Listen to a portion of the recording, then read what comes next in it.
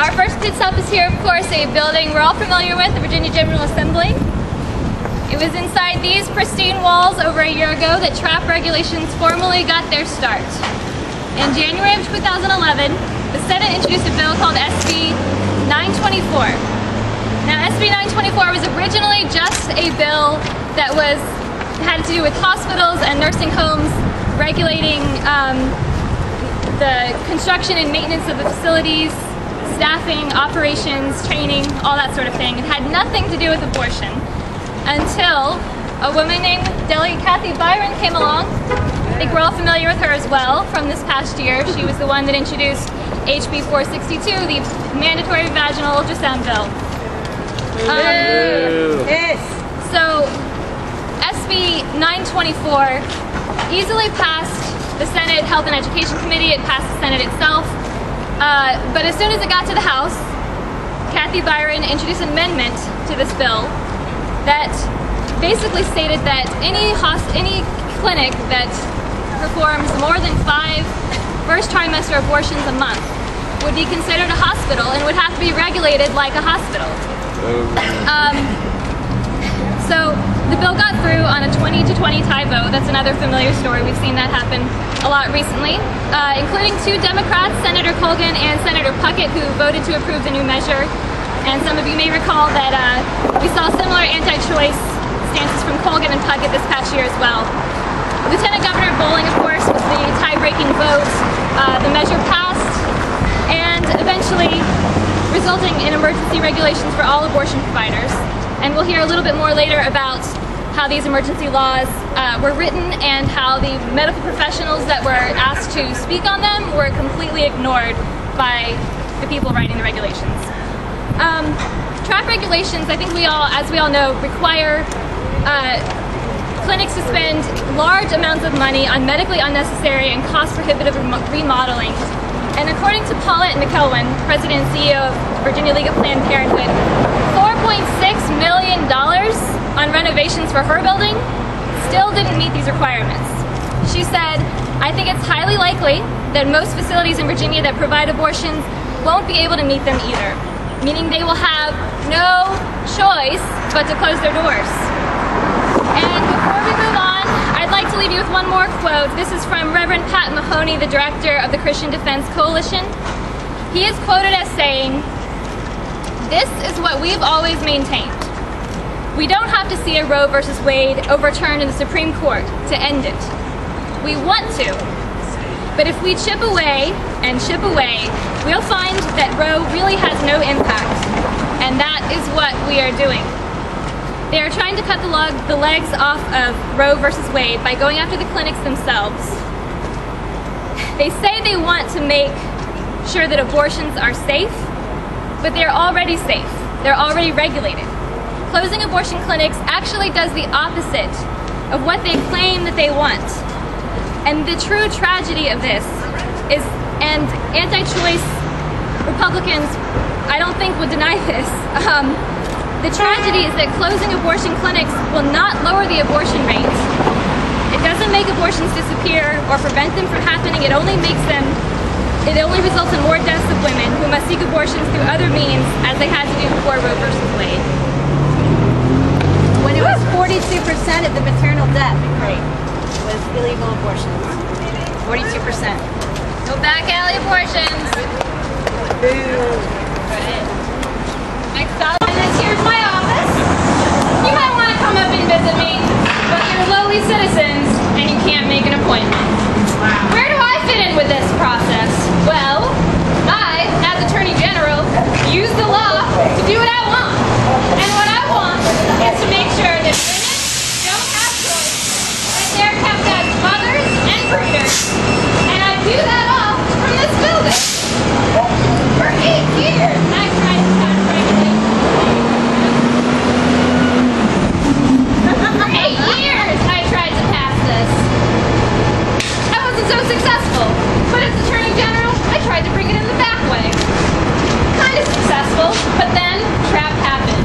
And when the medical review panel came and said that clinics that exist now should be grandfathered in, I ignored that.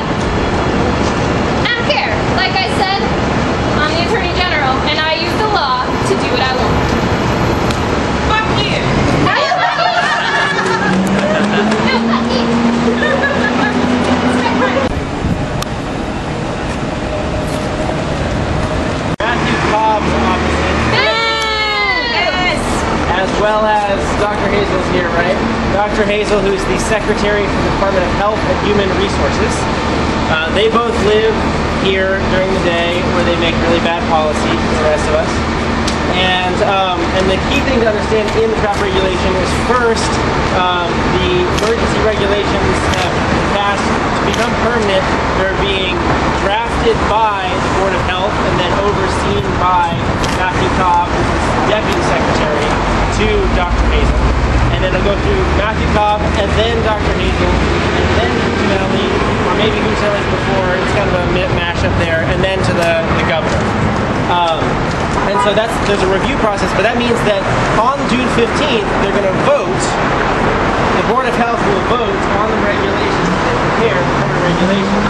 And then, if for whatever reason we're not successful in getting them to not vote on that and allow those regulations to expire, we actually do have another opportunity when it goes to the deputy or to the secretary, Dr. Hazel, and then Cuccinelli and Bob McDonnell. So that's just an important thing to understand about the process.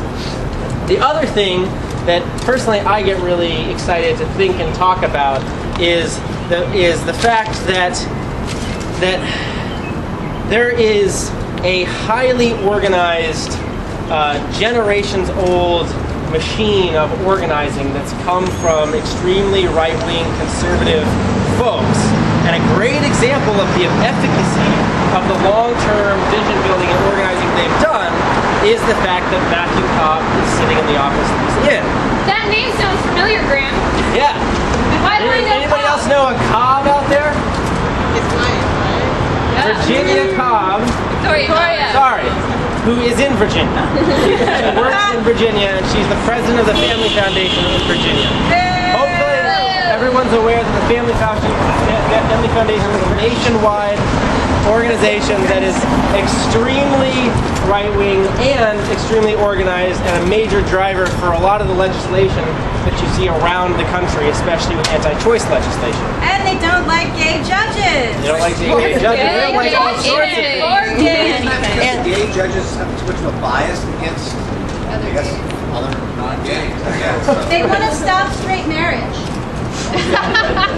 So, and Victoria Cobb actually posted on her blog that when Matthew Cobb was placed in the position he's in by Bob McDonnell, that they had staged a coup.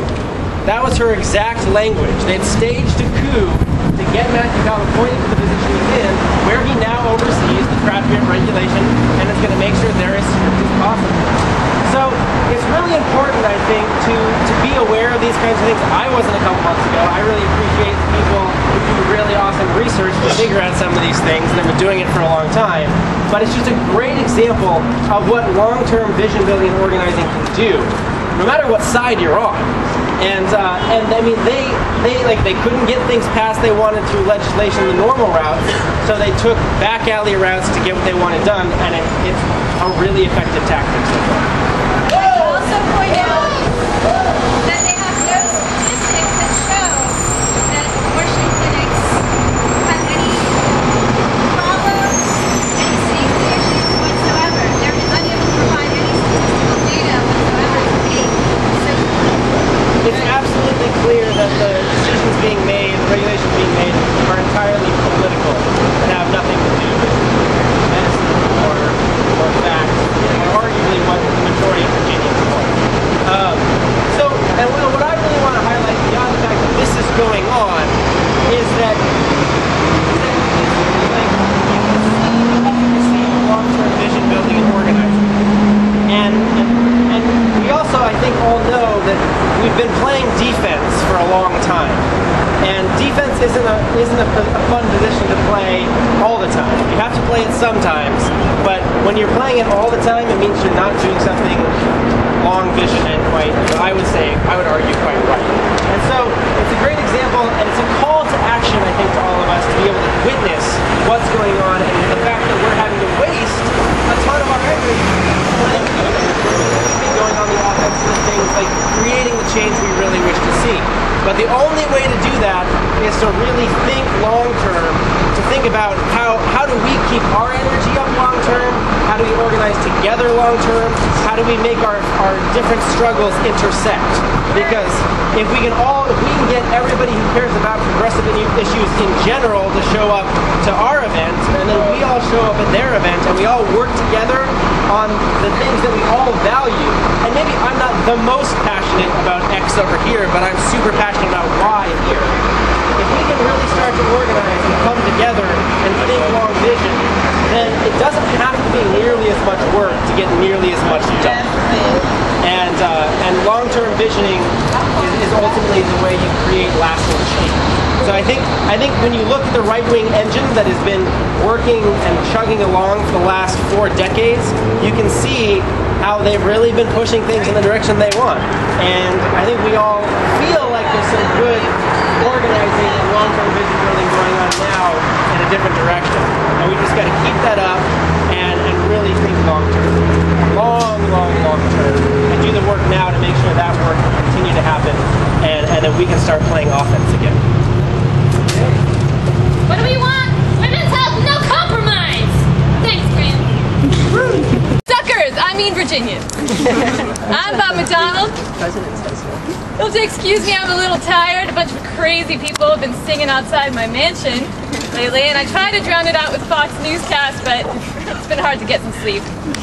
I've also been doing a lot of ducking and hiding, keeping up my Mr. Nice Guy image while my buddies Ken Cuccinelli and Matt Cobb make an end run around Roe vs. Wade with the trap regulations in Virginia. Well, looking at the news, you might think I've been sitting back, twiddling my thumbs, brushing my hair, while these guys do all the hard work, but who appointed Matt Cobb? And most of those Board of Health guys in the first place? That's right, this guy. And you know, I've been fighting abortion my whole career. Just check my record. As a member of the General Assembly, as Attorney General, and now as Governor, I've been finding ways to make it harder and harder for people to access abortion in Virginia. Long before anyone heard of a vaginal probe. As a Virginia Beach delegate, I supported over 35 bills restricting abortion access, even in the case of rape or incest. Yeah. I reinstated Virginia's partial birth abortion ban in Virginia. And before even then, since I was a young man at Regents University, that's Pat Robertson's university, I spent a year drafting my thesis, which was entitled The Republican Party's Vision for the Family. Where I proved that feminism is the real enemy of the family and that unmarried couples shouldn't use contraception. It's in there. So that's what I meant when I said before that I consider it important to embrace a culture of life in our Commonwealth. TRAP's going to put government money where it should be, into regulating life before birth. In the meantime, I'll be saving you the taxpayer money with a 50% cut to community health clinics and millions of dollars of cuts to Medicaid coverage. All right. So, Bob for VP, don't forget to vote for me.